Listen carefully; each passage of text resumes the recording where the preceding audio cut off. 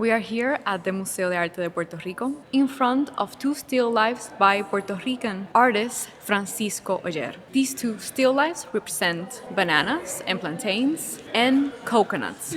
These two still lifes were likely intended as a pair, perhaps to hang in a dining room.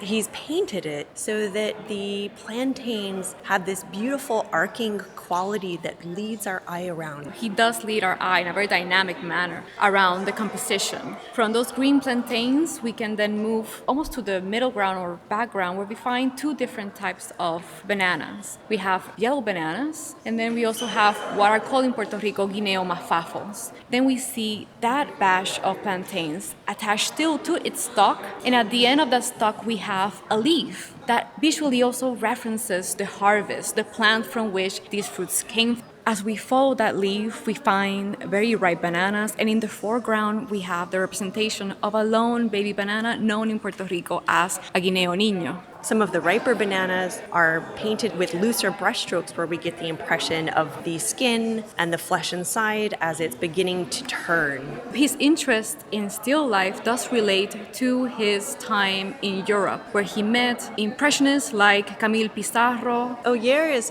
one of many artists who could be considered a transatlantic artist, going back and forth to their home country and Europe, and that is very much what Oller did. He spent several different periods of his life in parts of Europe, but would also return to Puerto Rico. These still lifes were painted around 1890, and Oller's most recent European period was in Madrid, where he lived some 6 years, and he came back to Puerto Rico in 1883. During that last period in Madrid, he became familiarized with the painting of still life artist Luis Melendez, whose work he saw at the Prado Museum. And who was the most famous painter of still lifes of 18th century Spain. Melendez painted a series for King Charles IV in which he represented typical foods from Spain in rather compact compositions in a naturalistic manner, and it is possible that Oller may have had these paintings in mind when he approached this type of fruit in Puerto Rico. He would have also been able to observe paintings by artists like Juan Sanchez Cotan and Zurbarán,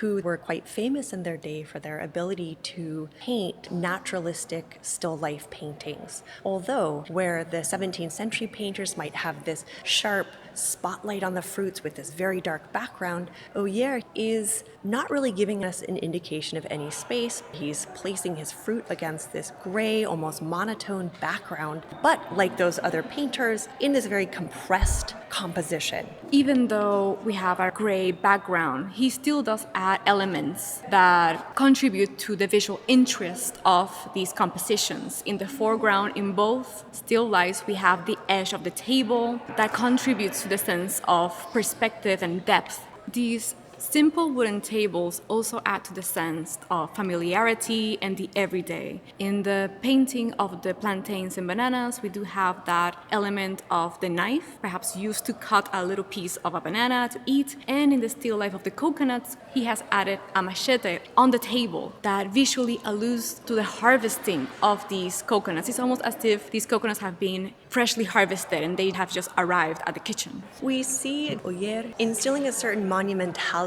or noble dignity to these everyday fruits. And just like in the plantain still life, in the coconut painting, we find that interest of representing the life cycle of the fruit. We have a great bunch of coconuts dominating the composition. Toward the right, we have branches with small coconuts still developing, and green coconut that has been cut in half so we can see the white flesh of the coconut. So we have all those visual references that gives us a more complete picture of the life cycle of the fruit. I'm reminded of Oller when he is engaged at the studio of Courbet and he's learning about this heroization of everyday subjects. He really does give this nobility to these very common fruits that we associate with the Caribbean. And so even though Oller is part of this wave of artists who are spending time in places like Madrid, like Paris, Puerto Rico was never far from his mind, as we see in paintings like this.